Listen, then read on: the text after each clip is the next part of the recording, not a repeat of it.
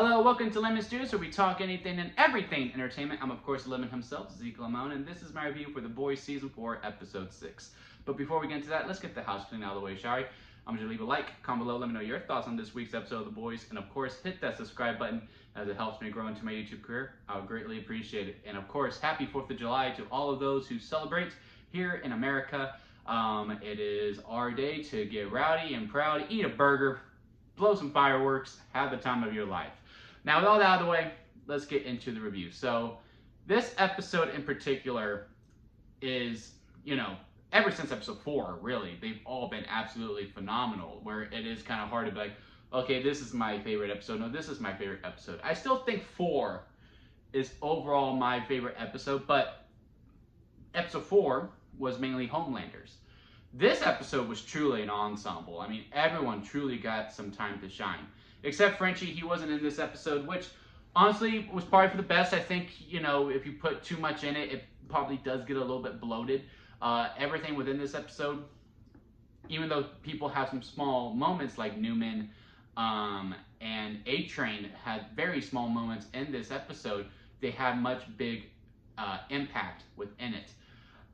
We'll start off with Butcher. And first, let's talk about what the theory was that everyone caught on and I was just dumb. So last week when I got done with my review, go on and I see what the other reactions are, because I try not to see reactions to an episode before I do my review, just so that it's as authentic as it can be with me. Don't want others to implement it. And a lot of people were saying, oh, Jeffrey D. Morgan's character is in Butcher's head, and they're doing like an angel and the devil thing. And I was like, oh, that's interesting, I don't know. So I paid close attention to it in this episode. I was like, oh yeah, that's totally what they're doing. Especially when, what's her name? His wife or girlfriend, Ryan's mom, was, obviously being the angel, and it was always over his shoulder. And then Jeffrey D. Morgan was always over his shoulder. They were totally doing that. And I was getting ready to be like, yep, I subscribe. It's quite obvious. Don't know why it took me so long to realize it. But they come clean within this episode. And the only thing that bugs me about it, because I think the whole execution of it was very well, especially with Jeffrey D. Morgan going, look, I am you. This is what you want to do. You want to kill them all. She might be your conscience, but I am really, truly what you feel and what you want to do. I just didn't really like, because I'm over it at this point. I think audiences are very smart. And I just think it's a cliche that we can just put to rest. Okay, let's go back and see how weird it was that he was talking to himself. Like I've seen it in The Joker, we've seen it in a bunch of other movies. It's over. It's done. Audiences are smart enough to figure it out. Again, a lot of people were guessing it too, and they're like, yeah, no, it's quite obvious that he's in his head. It took me a minute, but when I paid attention, I was like, oh yeah, he's totally in his head. I don't necessarily needed it. I do kind of see an artistic choice within it for the show, how unhinged Butcher is now, that he is just having full-on conversation with himself. I mean, the cut back to, what's his name? The man that he cut his leg off, was just look at him, watching him do this conversation. It was wild. It was very, very eerie. And I don't really know where Butcher's going to land on this. Does he follow this arc that we have been slowly building him up for 4 seasons to be like, look, not all the soups are bad. We can't just do mass genocide. It's just Homelander that we need to get rid of, and so on and so forth. And I also like the conversation that he had with Ryan's mom going, look, if you just kill Homelander and you don't get Ryan back, you just make another Homelander. Another one's just going to step in. And that is a very, very fair point. And again, it's just at this point of, I don't know where this is going to go. Usually I'm able to pinpoint it and, do the booking, to do my wrestling head that I could go, okay, no, we're going to do this, we're going to do that. That's what's best for business. We can't kill this character off.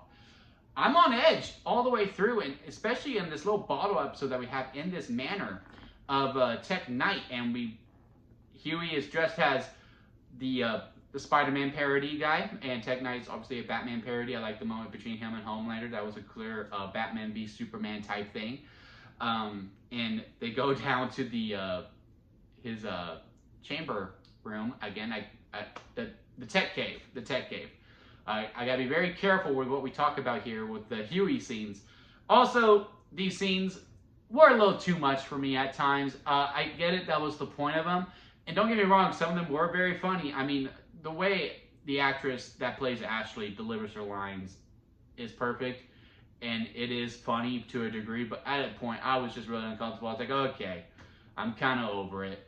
But it does make sense for Tech Knight's character. We established that in Gen B, and all the stuff that we did there, it was fine.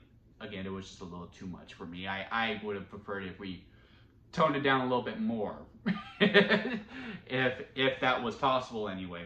But while Huey's dealing with that, which is really the main bulk of it, Homelander, you know, is getting ready to make the play to get all these people on his side. And it was very funny how once we get to the end and Sage is going down, is, you know, level-headed, I should say, because she got shot and her brain is starting to remorph. What I found great about that scene between her and Mother's Milk and how she was antagonizing him. And I think it's pretty clear that she wanted him to shoot her in the head, thinking that, oh, she's gonna die. And she knows, hey, I would like to feel a little bit dumb because, you know, she hates feeling this smart. So I think she antagonized it, and how she was, and Homelander was just looking at her like, oh my God, I have nothing. And the way that he was losing. I like how they were just like, okay, look, no, cut all that stuff. We know that talk. What about this and what about that? And, you know, and what are we gonna do here? What's the plan? And Newman had to step up, and this was her moment. That was truly her moment of like picking her side, and all the things that she said that I cannot recall off the top of my head. But that was her moment, and it was really, really great. And then I also like the moment between Starlight and Firecracker, and how Annie finally just came clean and was like, look, Starlight is me. And I said a bunch of things about a bunch of other girls too, and look, I do not forgive you for what you said to me, but truly, deep down, I do feel sorry. Then she stabs her and knocks her out. I thought she killed her for a second. I was like, oh, I feel like there was more we could have done with Firecracker, but okay, whatever. But no, she is alive, and we get that moment at the end with her and Homelander where she does prove her worth. And again, and just in the most boys fashion, like, he cannot get away from, like, he just wants to feel loved, and he has these things that, this nurturing and all that stuff, and how she's able to get the breast milk. How does she know that was a weakness of his too? That's what I want to know. Maybe she also snuck into his room and saw the bottles.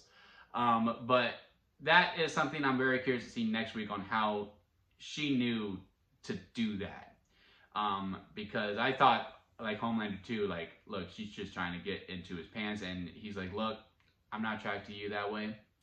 And then when she sees the milk, he's like, okay, I'm all for it.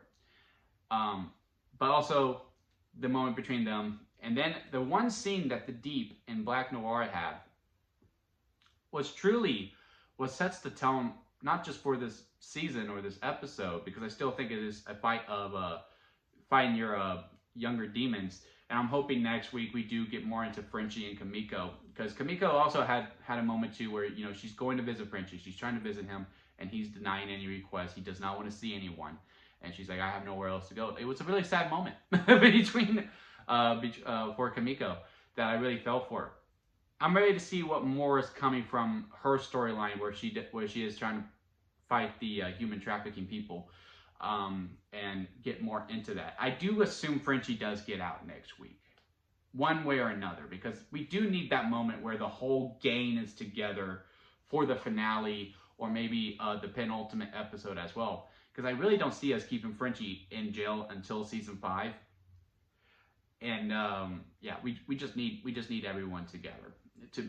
To me personally, I think that. I'm pretty sure there is a way. I mean, the writing has been stellar that they can't keep them all separate and don't bring the whole crew together until season 5 when the show is about to end. But I just want that moment. I want the whole gang together talking and, you know, just wrecking shop.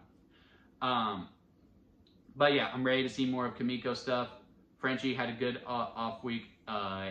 A-Train had another good moment when he saved Mother's Milk, and Kamiko's like, look, you come here over and help us. You need to take him to the hospital. I also like how they did the scene with the books and all that, and it was just perfectly done because she lost the phone. And he goes and takes him, and he puts him on the stretcher. And the kid looks at him like, that's my hero right there. And the way that it made A-Train feel good. I really don't think A-Train bites it this season. And they've done a great job with it too, because the contrast between Butcher and A-Train, how, you know, Jeffrey Dean Morgan's character is telling, or his conscience, if you will, the devil, is saying, look, I am you, we need to kill the Supes. That was the plan from the get-go. That was the plan from season 1, is to get rid of all of them. And the main superhero that we followed to say, yes, we need to kill all the superheroes, was A-Train. He killed Huey's girlfriend. He did not feel any remorse. He didn't feel bad whatsoever. He was a dick. And now it's A-Train that we're going like, I don't know, there are some good ones. Like, yeah, sure, we had Annie and Kamiko, but we were okay with all the others dying. But now we're like, I don't know, A-Train. It's just cool how they've done that kind of switch of the arc to be like, yes, no, get them all. And now we're like, I don't know, man. I truly don't know. So yeah, this show has just been really firing all cylinders. Again, every character had a moment to shine. Huey is still carrying on from the trauma of that, from his passing of his dad. And, you know, it was a mental trauma that was like, no, I'm okay, I'm okay, I'm okay. But then, you know, once he's like basically physically assaulted, he was like, no, I'm not.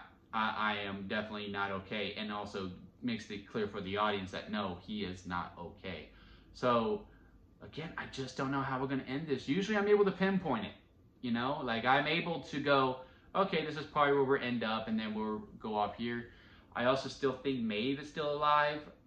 Do we see her? Do we save her for season 5? Because I'm pretty sure we saw her in a hospital bed in season 3, or she ran off with her girlfriend. So I think we can still probably see her. I think Soldier Boy is also still alive. Will he make a cameo? I don't know. Again, I just don't know how this ends. And I'm excited for that because I haven't had that in a hot minute. Like all the other shows, or House of the Dragon too, I'm like, I don't know what's going to happen. I know there's war.